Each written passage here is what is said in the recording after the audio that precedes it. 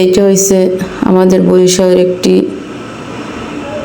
মজাদার খাবার, ডাবের খোসা ভর্তা।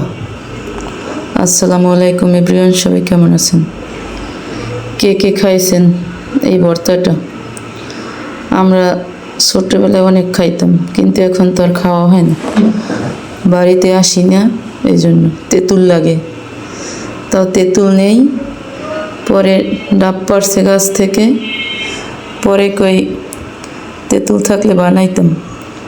পরে পাশের বাসার আমাকে কাকি হয়, সে আবার দেশে, পরে কেউ বানাইছে আম ভর্তা।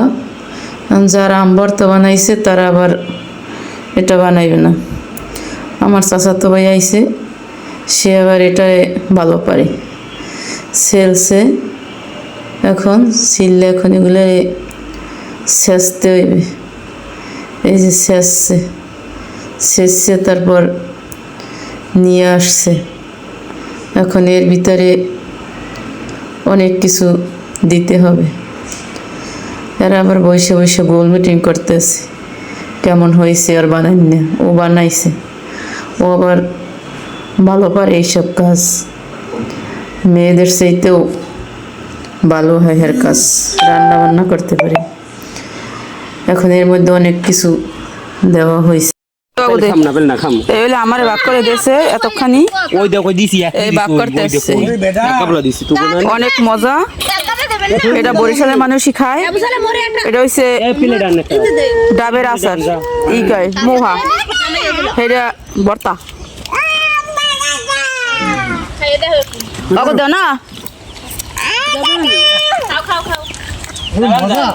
মজা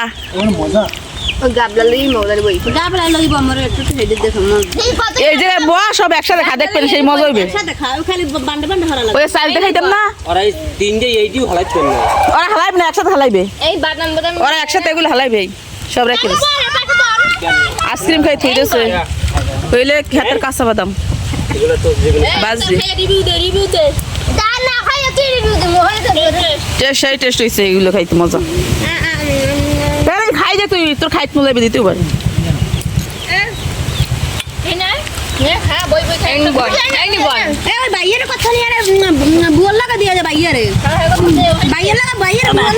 কতগুলো খাইবে? আসতে মেমা দিও না, ট্যাঙ্গা দিছে।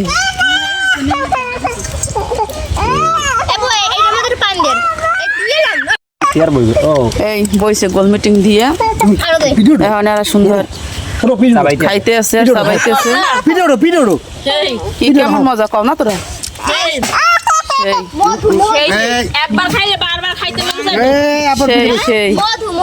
এ তো ভাগই পেতেছ না পোলার জ্বালায়, কিন্তু চিনিতে বেশি হয়েছি। মধু মধু চিনি খাও না, সবাই আস্তে আস্তে খাবি, তাড়াহুড়ো হরিয়া কমসা পাবি না। বাসন